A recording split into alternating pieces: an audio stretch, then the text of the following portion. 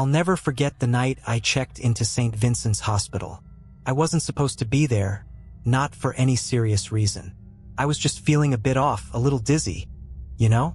But the moment I stepped through those sliding glass doors, something didn't feel right. It was late, around 2 a.m., and the place was eerily quiet, almost too quiet. The fluorescent lights flickered intermittently, casting an unsettling glow over the sterile, white walls. I tried to brush it off as just the usual hospital atmosphere. After all, who hasn't been through the unnerving experience of late-night visits to the ER? But something else was there, something I couldn't put my finger on. I wasn't the only one in the waiting room, but the others didn't seem right.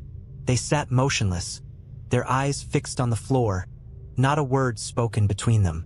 One woman, her name was Cynthia, had a strange, wide smile plastered on her face, but there was something wrong with her eyes. They were glazed over, unfocused, like she wasn't even aware of her surroundings. "Are you okay?" I asked, trying to make small talk. Her smile twitched. "I'm just waiting," she replied in a voice so soft it almost felt like a whisper. Before I could ask her what she meant by that, a nurse called my name, and I followed her down the cold, sterile hallway. The floors echoed beneath my steps as I passed room after room of empty beds. There was an odd scent lingering in the air, a mixture of antiseptic and something else, something faintly metallic that I couldn't quite place. When we reached my room, I sat on the edge of the bed, feeling the anxiety in my chest grow.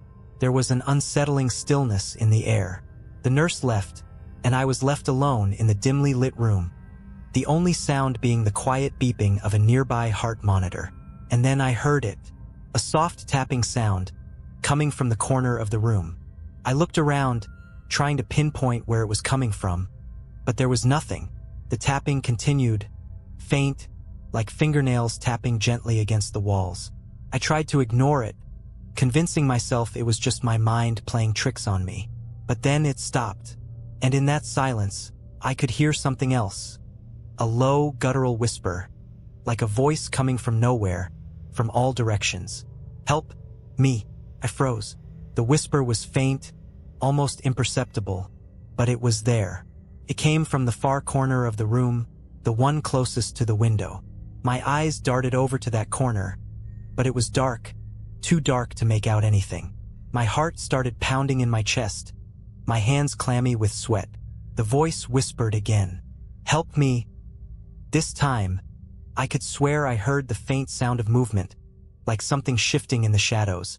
I jumped off the bed, my instincts screaming at me to run, but I couldn't. My legs felt like they were made of lead, frozen in place. I stood there, staring at the corner, waiting for something, anything, to move. And then, without warning, the lights in the room flickered. Once, twice, and then they went out completely. I was plunged into darkness. A cold chill ran down my spine as I reached for the call button beside the bed. My fingers fumbled, trying to find it, but I couldn't. My hands were shaking too violently. The tapping started again, louder this time, closer, as if whatever was in that corner was moving toward me. And then I heard it, a soft, shuffling sound, like feet dragging across the floor. My breath caught in my throat as I turned around, trying to make sense of the noise, but there was nothing there, just the suffocating darkness. The whispering returned, louder, more urgent. "Help me. I can't get out. I had to get out of there. I had to leave." But before I could move, I felt something brush against my leg. My pulse shot through the roof as I whipped around. But again, there was nothing, only the cold, empty air. The door to my room creaked open slowly, and for a moment, I thought it might be the nurse returning. But when I looked, it was only a shadow standing there. Tall, gaunt, almost unnaturally thin. Its face was obscured by darkness, but I could feel its eyes on me. Couldn't breathe. "Who are you?" I whispered, my voice barely a sound. The shadow didn't answer. It simply stood there, silent and motionless. The whispering voice grew louder, as if whatever was in that room was trying to reach me, trying to warn me. "Help me. Get out." I didn't know what to do. I didn't know what was real anymore. But there was one thing I knew. I wasn't alone in that room. And whatever it was, it wasn't human. Suddenly, the lights flickered back on, and the shadow was gone. But the whispers, they didn't stop. I rushed out of the room, not caring who saw me. I didn't even know where I was going. I just needed to get away. As I stumbled through the hallways, I passed empty room after empty room. Some doors were slightly ajar, and I could hear things moving inside. Scraping sounds, heavy breathing, the unmistakable feeling of being watched. And then, just as I rounded the corner, I heard the unmistakable sound of footsteps behind me. They were following me. I kept walking, faster now, trying to ignore the sound of footsteps behind me. They were slow, deliberate, but there was something off about them. Like whoever was following me was waiting for me to make a mistake. Every time I glanced over my shoulder, there was no one there, just the same empty, sterile hallway stretching into the darkness.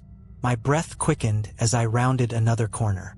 I thought I saw movement out of the corner of my eye, but when I turned, there was nothing. I reached the end of the hall and found a stairwell door. It was a way out, I thought, a way to escape whatever was hunting me. My heart pounded in my chest as I pushed open the heavy door and ran up the stairs, hoping to find some semblance of safety on the upper floors. But the higher I went, the worse it felt. The building was quiet, too quiet. The air was thick, suffocating, and the overhead lights flickered every few steps I took. I felt like I was being suffocated by the oppressive stillness of the place. I reached the top floor, the emergency floor, or so I thought. It was supposed to be a restricted area. The floors up here were marked with faded signs, and the paint on the walls was peeling, as if no one had cared for this part of the hospital in years. That's when I saw her. A woman was standing at the end of the hallway, her back to me. She was wearing a hospital gown, the same as mine, but she was different. Her hair hung in tangled strands around her face, and she didn't move. She just stood there, as if waiting. "Excuse me," I called out, my voice trembling. No answer. I stepped forward, hesitant, my every nerve on edge. I could hear the sound of my footsteps echoing through the silence. I stopped a few feet away from her, my heart pounding. "Are you all right?" I asked, trying to stay calm, though panic was creeping into my voice. She didn't respond. I was about to take another step when the hallway light flickered one last time, and in that split second, the woman turned. Her face was a twisted mess of flesh, pale and sickly, her eyes black as coal. Her mouth stretched unnaturally wide, a grin so grotesque it almost looked like it was torn into her skin. But what struck me the most were her hands, long, gnarled fingers that scraped across the floor as she moved toward me, dragging herself with an unnatural, jerky motion. I froze. There was no time to run. She let out a low, guttural laugh, a sound that sent chills down my spine. "You should have stayed in your room," she whispered, her voice like nails on a chalkboard. And then, without warning, she lunged at me. I scrambled backward, heart racing, but my legs couldn't move fast enough. Her fingers grazed my ankle, and I felt a cold, sharp pain shoot through my body. I kicked at her, desperate to break free, and finally, with every ounce of strength I had left, I shoved her away. She fell to the floor with a sickening thud, but I didn't stick around to see if she got up. I ran as fast as I could, the sound of her laughter echoing behind me, getting closer.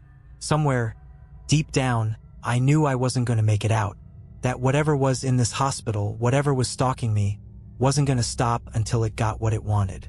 And now it was hunting me. I was running, not knowing where I was going or how much longer I could keep it up. The pain in my leg was unbearable. Whatever that woman had done to me, it was as if her touch had left something inside me, something cold and sharp, crawling through my veins. I had to find a way out. I couldn't stay here.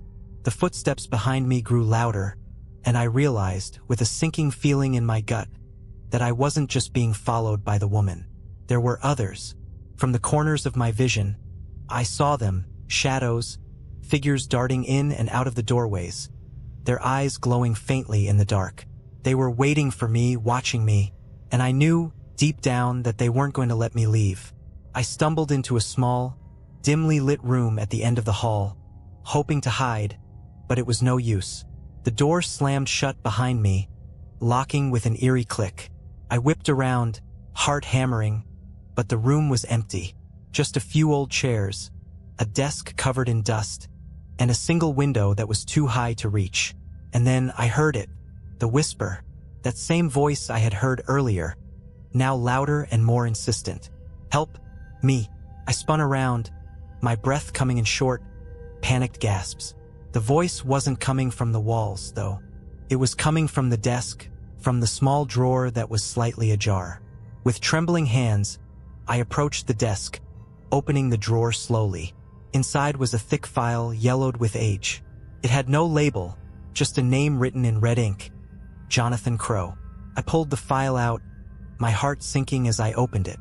The first thing I saw was a photograph. A man, his face gaunt and hollow, with dark circles under his eyes.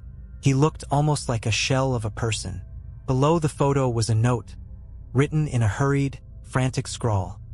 "He knows what's happening. He's the key. Find him. He's the only one who can stop it." I felt a chill crawl up my spine as I flipped through the rest of the file. There were medical records, all from years ago, reports about patients who had gone missing, strange occurrences in the hospital, and something about experiments. But the most chilling part was the last page, a diagram showing the layout of the hospital, with certain rooms circled in red. And in the center of the diagram, my room. I looked up, my mind racing. The footsteps were getting closer now, and I realized something. It wasn't just the patients who were after me. The entire hospital was alive. Alive with something dark, something ancient. And it was feeding on us, drawing us in one by one. The whispers had never been about asking for help. They were luring me, just like they had lured all the others before me. And then it hit me. Jonathan Crow, the man in the photo, he was the key. The one who had survived. The one who knew the truth. But he wasn't just any man. The file didn't just tell his story. It told mine, too. His fate had already been sealed here, and now mine was too. I didn't have much time left. The hospital wasn't just haunted. It was alive, feeding off the souls of those trapped within it. I had one choice: find Jonathan Crow. Find him and end it before I became another whisper in the darkness. As I turned to run, the door behind me burst open, and I knew without a doubt that it was too late. The door slammed open, and I didn't hesitate. I ran, faster than I thought possible, my heart pounding so loudly in my chest that it nearly drowned out the sound of the footsteps chasing me. I could feel the hospital closing in around me, its halls stretching endlessly, twisting like a labyrinth with no exit. But then, just as I turned a corner, I saw it. A door. A metal door with a small window. It was different from the rest of the doors in the hospital, sturdier, more fortified. And on the wall beside it there was a nameplate. Jonathan Crow. My heart skipped a beat. This was it. This was the man who had survived. The man who had made it out, or at least that's what the file had suggested. Without thinking, I pushed against the door. It creaked open, revealing a dimly lit room filled with old equipment and boxes. The smell in the air was stale, like something hadn't been touched in decades. But in the center of the room, in the farthest corner, there was a figure hunched over, facing the wall. He was real. Jonathan Crow. I stepped forward, but as I did, he turned his head, and I froze. His eyes were wide and empty, like they had been pulled out and replaced with something hollow.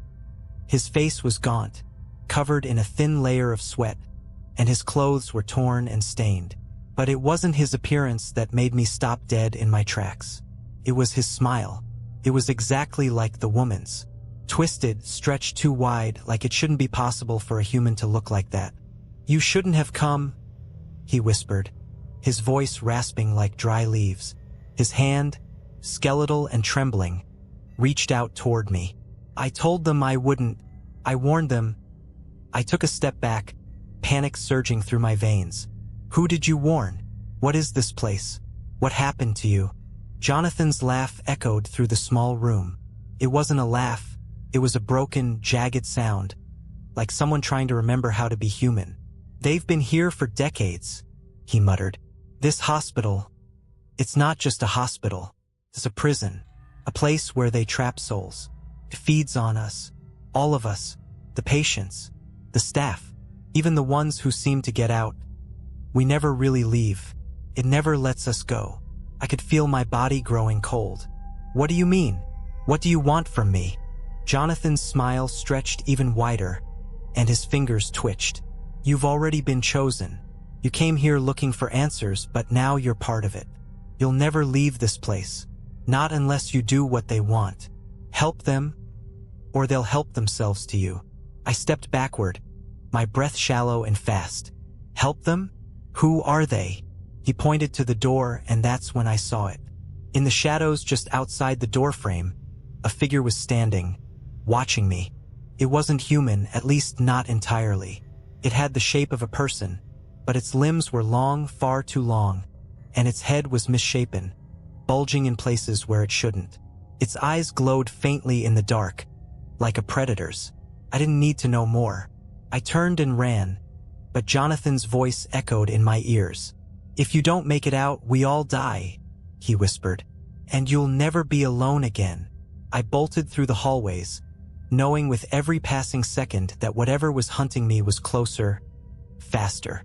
The walls seemed to close in as the footsteps grew louder, the whispers blending with my own panicked breath. But I didn't stop. Couldn't. Not now. The exit was just ahead. I could see the lights flickering faintly in the distance. A sliver of hope. But as I neared it, the door slammed shut, and I felt a cold hand wrap around my ankle. I screamed, kicking with all my strength, but the grip didn't loosen. Looking down, I saw a face. Pale, twisted, the same face as the woman in my room. The same face as Jonathan's. You can't leave, she hissed, her eyes wide with madness. You belong here now. I felt myself being dragged back, the darkness swallowing me whole. My screams echoed through the empty hospital, but I knew, deep inside, that they wouldn't be heard. No one would ever come for me. No one would even remember I existed, because in St. Vincent's Hospital, no one ever truly leaves. I woke up in a room I didn't recognize. The air was stale, thick with the smell of antiseptic and something else. Something foul. My body ached, my muscles sore and weak, like I had been dragged through hell and back. I sat up, my head spinning as I tried to make sense of where I was. The room looked like any other hospital room. White walls, dim fluorescent lighting overhead, a single bed, and a window that was too high to see through. But there was something off about it. The walls weren't just stained with age. They were cracked, like the foundation of this place was starting to crumble, eroding bit by bit.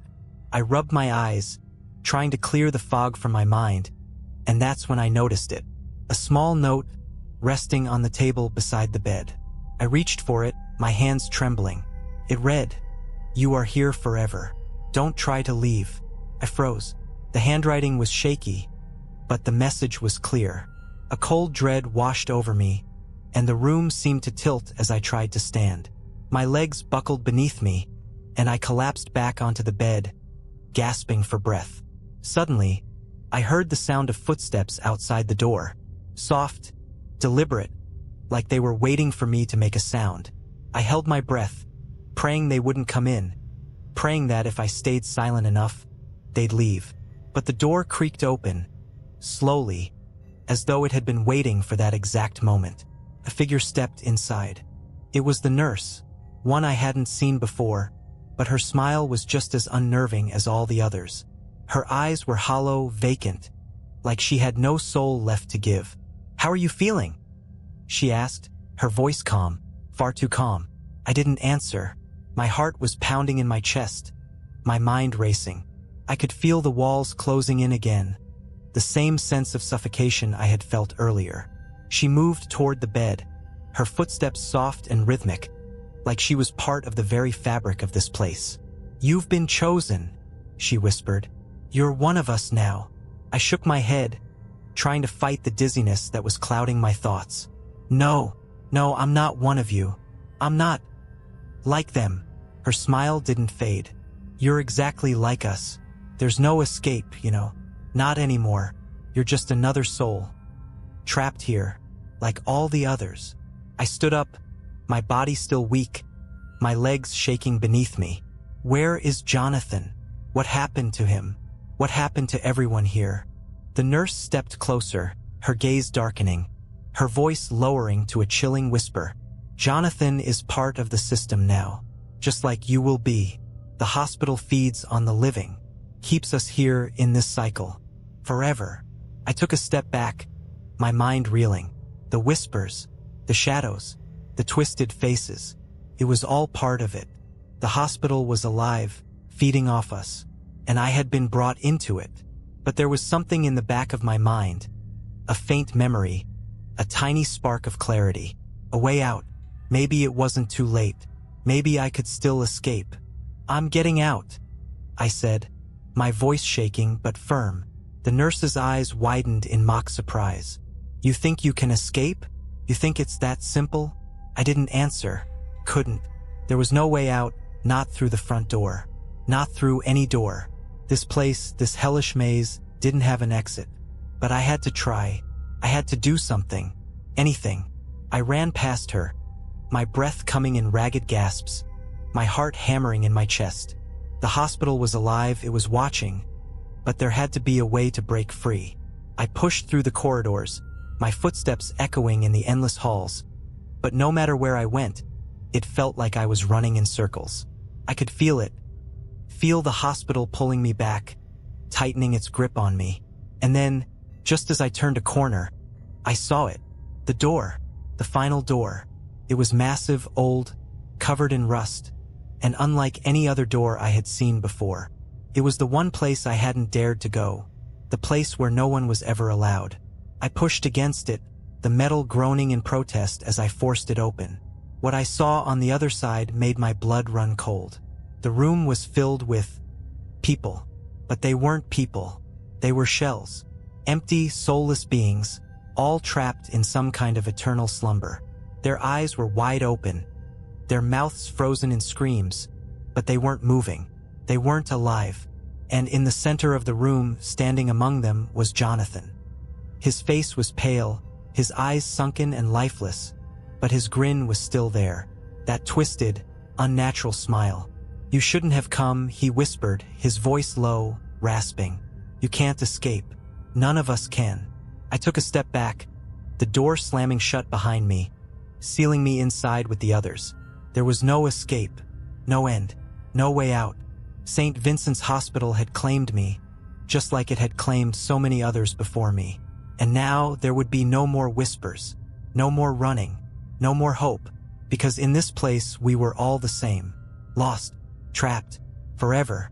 I sat there, frozen, in the center of that room, my mind struggling to comprehend the horror around me. The faces of the people, no, the remains of the people, were locked in expressions of pure terror. Their eyes were wide open, their mouths agape, as if they had been caught in a moment of unimaginable pain. But there was no movement, no life. Jonathan stood at the center of it all, his smile wide and unsettling, his body stiff as though it too had become part of the hospital's twisted existence.